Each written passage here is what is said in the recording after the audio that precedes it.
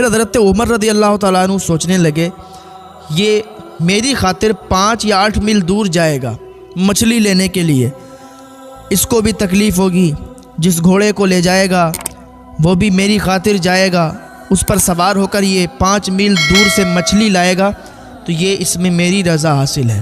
آپ نے اپنے غلام سے فرمایا کہ نہیں کھانا یار، مچھلی نہیں کھائیں گے، 5 میل دور جانا پڑے گا، پھر وہاں سے لانا پڑے گی، یہ میرے خاطر مت کر یار، میرے خاطر ایسا نہیں کر۔ آپ کے غلام نے کہا حضور کوئی دقت نہیں، مجھے کوئی پریشانی نہیں ہوگی، حضور آپ حکم فرمائیں، میں 5 کیا 10 میل سے دور سے لے آؤں گا مچھلی، حضور آپ حکم تو فرمائیں۔ حضرت عمر نے فرمایا نہیں، میں یہ گوارا نہیں سمجھتا، یہ مجھے اچھا نہیں لگتا کہ میں اپنی خاطر تجھے اتنی دور بھیجوں مچھلی کے لیے، کوئی بات نہیں، جیسے روز کھاتے ہیں ویسے ہی کھا لیں گے۔ یہ حضرت عمر رضی اللہ تعالیٰ عنہ ہیں۔ تو حضرت عمر رضی اللہ تعالیٰ عنہ چلے گئے تو غلام نے سوچا یار مچھلی تو لا کے دیں گے، حضرت کو کھانے کی طلب ہوئی ہے، تو حضرت عمر رضی اللہ تعالیٰ عنہ کے غلام نے گھوڑا نکالا اور گھوڑے پر بیٹھے اور چلے گئے 5 میل دور مچھلی لینے کے لیے، مچھلی لی اور واپس آئے، بہت تیزی کے ساتھ گئے اور بہت تیزی کے ساتھ آئے۔ تو گھوڑا جب ادھر سے آیا تو پسینے میں شرابور تھا، پسینہ ہو گیا تھا، تو گھوڑے کو ایک جگہ باندھ دیا چھاؤں میں، لیکن دیکھا کہ پسینے کی وجہ سے دھول مٹی گرد اس گھوڑے پر جم گئی تھی، تو اس کو نہلانے لگے، اس کو دھلا دیا اور چھاؤں میں کھڑا کر دیا۔ غلام حضرت عمر رضی اللہ تعالیٰ عنہ کی بارگاہ میں حاضری دیتا ہے اور کہتا ہے حضور آپ کی تمنا تھی مچھلی کھانے کی، میں مچھلی لے آیا ہوں۔ حضرت عمر رضی اللہ تعالیٰ عنہ نے جیسے ہی اتنا سنا آپ گھوڑے کے قریب گئے، گھوڑے کو دیکھا، گھوڑا چھاؤں میں بندھا ہوا تھا۔ حضرت عمر کہنے لگے کہ تو نے یہ کیا کیا یار، تو نے میری تمنا پوری کرنے کے لیے 5 میل دور جا کے مچھلی لایا ہے اور گھوڑے کو تو نے صحیح سے نہلایا نہیں، اس کے کانوں میں دیکھ گرد لگی ہوئی ہے، تو یہ چاہتا تھا کہ عمر کو پتہ نہیں چلے گا کہ تو گھوڑا لے گیا ہے اور تو نے گھوڑے کو نہلایا ہے، یار تو نے میرے خاطر ایسا کیا ہے، میں تجھ سے ناراض نہیں ہوں۔ حضرت عمر رضی اللہ تعالیٰ عنہ کہنے لگے کہ یار میں تجھ سے ناراض نہیں ہوں، تو میری تمنا پوری کرنے کے لیے مچھلی لایا ہے۔ حضرت عمر فرمانے لگے یار میں تو ناراض نہیں ہوں، تو میرے لیے مچھلی لایا ہے، لیکن یہ کل گھوڑا میدان محشر میں جواب دے گا کہ عمر کی ضرورت پوری کرنے کے لیے، عمر کی تمنا پوری کرنے کے لیے مجھے 5 میل تک اس نے دوڑایا ہے، تو اس کا جواب تو کیسے دے پائے گا؟ حضرت عمر اس سے پوچھنے لگے بتا تو کیسے دے پائے گا اس کا جواب، یہ جب گھوڑا کہے گا کہ عمر کی تمنا پوری کرنے کے لیے 5 میل دور مجھ کو اس نے دوڑایا ہے۔ تو غلام یہ سن کے رونے لگا، کہا حضور معاف کیجئے، معذرت چاہتے ہیں، آپ کی تمنا تھی مچھلی کھانے کی۔ تو یہ حضرت عمر رضی اللہ تعالیٰ عنہ ہیں کہ اگر انہیں کسی اچھی چیز کھانے کی حاجت ہوتی ہے، تمنا ہوتی ہے، تو اپنے نفس پر کیسا کنٹرول کر لیتے ہیں۔ ذرا آج ہم بھی اپنے گریبان میں جھانک کر دیکھیں کہ ہم کتنا کنٹرول کرتے ہیں۔ گھر پہ کوئی اگر چیز بنے، نمک بھی تیز ہو جائے تو ہم گھر پہ ہنگامہ مچا دیتے ہیں، گھر میں کوہرام برپا کر دیتے ہیں کہ آج کھانے میں نمک تیز ہو گیا ہے۔ یہ حضرت عمر رضی اللہ تعالیٰ عنہ کی سیرت آپ پڑھیں تب آپ کو معلوم چلے گا۔ گھروں پر لڑتے ہیں ذرا سی بات پر، کھانے پینے پر۔ یہ حضرت عمر رضی اللہ تعالیٰ عنہ ہے۔ ہم اپنے گریبان میں جھانک کر دیکھیں کہ آج ہم کتنا اچھا کھاتے ہیں اور پھر کیسے گھر میں ہنگامہ برپا کرتے ہیں اگر کوئی چیز کی کمی ہو جائے۔ اللہ تعالیٰ ہم سب کو ہدایت عطا فرمائے، اللہ ہمیں نیک عمل کرنے کی توفیق عطا فرمائے۔ یہ حضرت عمر رضی اللہ تعالیٰ عنہ ہیں۔ حضرت عمر رضی اللہ تعالیٰ عنہ جب نماز پڑھا رہے تھے تو ایک ظالم نے، ایک دشمن نے آپ کو خنجر مارا، اور وہ خنجر دونوں طرف اس میں دھار تھی۔ جیسے ہی حضرت عمر رضی اللہ تعالیٰ عنہ کو وہ خنجر لگا تو حضرت عمر کی آواز بند ہو گئی۔ آگے والے لوگوں کو تو معلوم چل گیا تھا کہ کچھ بات ہو گئی ہے، پیچھے والوں کو نہیں معلوم چلا تھا۔ تو ایک صحابی آتے ہیں اور وہ کھڑے ہو کے نماز پڑھاتے ہیں، نماز سے جیسے ہی فارغ ہوتے ہیں تو سارے لوگ آتے ہیں، بھیڑ لگ جاتی ہے۔ حضرت عمر رضی اللہ تعالیٰ عنہ کو خنجر مار کے وہ شخص بھاگنے لگا تو پیچھے ایک شخص نے اس کو پکڑ لیا۔ 13 یا 14 صحابہ کو وہ خنجر مارتے ہوئے بھاگ رہا تھا، جو پکڑ رہا تھا اس کو مار رہا تھا۔ تو تقریباً 6 یا 7 صحابہ کرام شہید ہو گئے اور باقی کو چوٹ لگ گئی، باقی کو خنجر لگ گیا۔ آخر میں اسے ایک شخص نے پکڑ لیا، اس پر کپڑا ڈالا اور اس کو وہیں پر قتل کر دیا۔ حضرت عمر رضی اللہ تعالیٰ عنہ کے قریب لوگ آئے، جمع ہوئے، حضرت عمر رضی اللہ تعالیٰ عنہ کو دوائی دی گئی لیکن کوئی فائدہ نہیں ہوا۔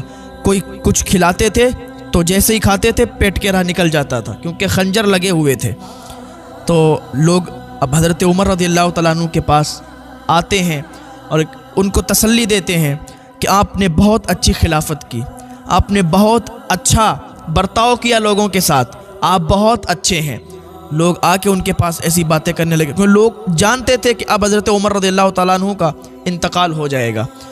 پھر حضرت عمر رضی اللہ تعالیٰ عنہ نے اجازت چاہی، کیونکہ آپ کو بھی معلوم چل گیا تھا کہ اب میری روح قبض ہو جائے گی۔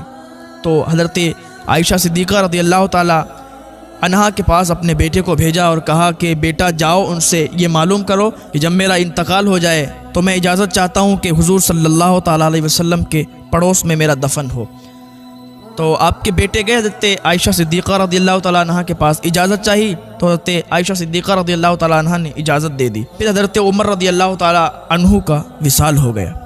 تو یہ حضرت عمر رضی اللہ تعالیٰ عنہ، ان کی سیرت پڑھیں آپ تو آپ کو پتہ چلے گا کہ انہوں نے کیسی بادشاہت کی ہے۔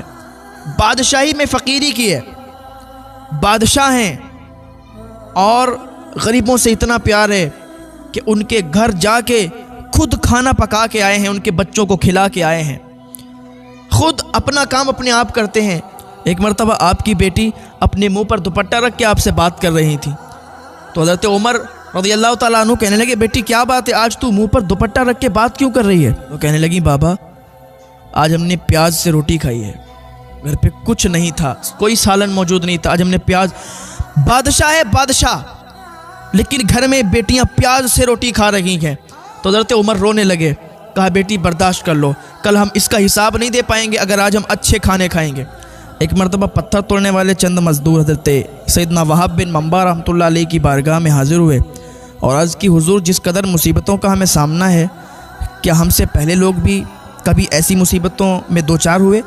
آپ رحمۃ اللہ علیہ نے ان کی یہ بات سن کر ارشاد فرمایا، اگر تم اپنی مصیبتوں اور اپنے سے سابقہ لوگوں کے مصائب کا موازنہ کرو تو تمہیں ان کے مصائب کے سامنے اپنی مصیبتیں ایسے محسوس ہوں گی جیسے آگ کے مقابلے میں دھواں، یعنی ان کی مصیبتیں آگ اور تمہاری مصیبتیں دھوئیں کی طرح ہیں۔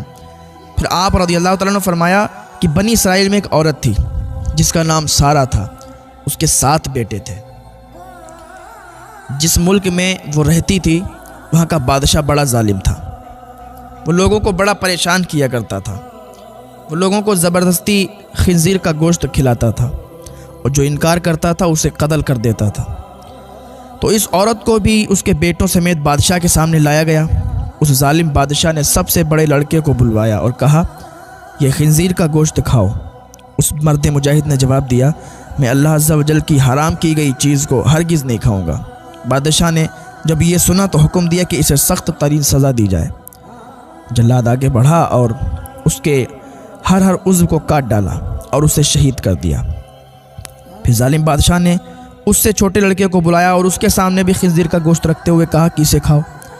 اس نے بھی جرات ایمانی کا مظاہرہ کرتے ہوئے جواب دیا میں اللہ عز و جل کی حرام کی گئی اشیاء کبھی بھی نہیں کھاؤں گا۔ یہ سن کر اس ظالم بادشاہ کو برا لگا، آگ بگولا ہو گیا اور اس نے حکم دیا کہ ایک تانبے کی دیگ میں تیل ڈال کر اسے آگ پر رکھ دو۔ تو سپاہیوں نے ایسا ہی کیا۔ جب تیل خوب گرم ہو گیا تو اس نوجوان مجاہد کو تیل میں ڈال دیا گیا۔ اس طرح اس نے بھی جام شہادت نوش کر لیا۔ پھر بادشاہ نے اس سے چھوٹے کو بلایا اور کہا یہ گوشت کھاؤ۔ تو اس نے بھی بادشاہ سے کہا کہ تو ذلیل اور کمزور ہے، تو اللہ عز و جل کے مقابلے میں کچھ بھی نہیں، تو مجھے اللہ عز و جل کے حکم کے خلاف کسی بات پر ہرگز آمادہ نہیں کر سکتا۔ جو تیرے جی میں آئے تو کر لے، لیکن میں اللہ عز و جل کی حرام کردہ اشیاء کبھی بھی نہیں کھاؤں گا۔ بادشاہ یہ سن کر ہنسنے لگا اور لوگوں سے کہنے لگا کیا تم جانتے ہو کہ اس نے مجھے گالی کیوں دی ہے؟ اس نے یہ سوچ کر مجھے گالی دی ہے کہ میں گالی سن کر طیش میں آ جاؤں اور فوراً اسے قتل کرنے کا حکم دے دوں۔ اس طرح یہ آسانی سے موت کے گھاٹ اتر جائے گا، لیکن میں ہرگز ایسا نہیں کروں گا۔ پھر اس ظالم بادشاہ نے حکم دیا کہ اسے سخت سے سخت سزا دی جائے۔ تو ظالم بادشاہ کے حکم پر پہلے اس نوجوان کی گردن کی کھال کاٹی گئی، پھر اس کے سر اور چہرے کی کھال اتار لی گئی۔ اس طرح اسے بھی شہید کر دیا گیا۔ بادشاہ نے اسی طرح مختلف ظالمانہ انداز میں باقی بھائیوں کو بھی شہید کر دیا۔ آخر میں سب سے چھوٹا بھائی بچا۔ بادشاہ نے اس کی والدہ کو بلایا اور کہا میں تیرا بھی یہی حشر کروں گا، اگر تو اپنی اور اپنے اس بیٹے کی سلامتی چاہتی ہے تو اسے تنہائی میں لے جا اور لے جا کر سمجھا اگر یہ لقمہ کھانے پر بھی راضی ہو گیا تو میں تم دونوں کو چھوڑ دوں گا۔ پھر تم من پسند زندگی گزارنا۔ اس عورت نے کہا ٹھیک ہے، میں اسے سمجھانے کی کوشش کرتی ہوں۔ پھر وہ اپنے بیٹے کو تنہائی میں لے گئی اور کہا اے میرے بیٹے، اے میرے لختے جگر، کیا تو جانتا ہے کہ تیرے بھائیوں میں سے ہر ایک پر میرا ایک حق ہے، تجھ پر میرے 2 حق ہیں۔ وہ اس طرح کہ میں نے تیرے بھائیوں کو 2 سال دودھ پلایا تھا، تیری پیدائش سے چند دن قبل تیرے والد کا انتقال ہو گیا۔ پھر جب تیری ولادت ہوئی تو بہت زیادہ کمزور تھا، مجھے تجھ پر بڑا ترس آیا اور میں نے تیری کمزوری اور تجھ سے اپنی شدید محبت کی وجہ سے تجھے 4 سال دودھ پلایا۔ میں تجھے اللہ عز و جل اور اس احسان کا واسطہ دے کر کہتی ہوں جو میں نے تجھ پر کیا ہے، تو ہرگز خنزیر کا گوشت نہ کھانا جسے اللہ نے حرام کیا ہے، اور بروز قیامت اپنے بھائیوں سے اس حال میں نہ ملنا کہ تو ان میں سے نہ ہو۔ جب سعادت مند بیٹے نے ماں کی یہ باتیں سنی تو کہا میں تو ڈر رہا تھا کہ شاید آپ مجھے خنزیر کا گوشت کھانے پر ابھاریں گی، لیکن اللہ عز و جل کا شکر ہے اس نے مجھے تم جیسی عظیم ماں عطا فرمائی ہے۔ پھر وہ عورت اپنے بیٹے کو لے کر بادشاہ کے پاس آئی اور کہا یہ لو، اب یہ وہی کرے گا جو میں نے اس سے کہا ہے۔ بادشاہ بڑا خوش ہوا اور اس کی طرف خنزیر کا گوشت بڑھاتے ہوئے کہا یہ لو، اس میں سے کچھ کھا لو۔ یہ سن کر بہادر نوجوان نے جواب دیا خدا عز و جل کی قسم، میں ہرگز اس چیز کو نہیں کھاؤں گا۔ بادشاہ کو یہ سن کر بہت غصہ آیا، ظالم نے اس مرد مجاہد کو بھی شہید کروا دیا۔ اس طرح یہ بھی اپنے بھائیوں سے جا ملا۔ پھر بادشاہ نے اس عظیم عورت سے کہا میرا خیال ہے کہ مجھے تیرے ساتھ بھی وہی سلوک کرنا پڑے گا جو تیرے بیٹوں کے ساتھ کیا ہے۔ اے بڑھیا، تیری ہلاکت ہو، تو صرف ایک ہی لقمہ کھا لے تو میں تجھے منہ مانگا انعام دوں گا، اور جو تو کہے گی میں وہی کروں گا۔ تو صرف ایک لقمہ کھا لے، پھر تو عیش و عشرت سے زندگی گزارنا۔ یہ سن کر اس عظیم ماں نے جواب دیا اے ظالم، تو نے میرے بچوں کو میرے سامنے مار ڈالا، اور اب تو یہ چاہتا ہے کہ میں تیرے کہنے پر اللہ عز و جل کی نافرمانی بھی کروں؟ اپنے بچوں کی موت کے بعد مجھے زندگی سے کوئی سروکار نہیں۔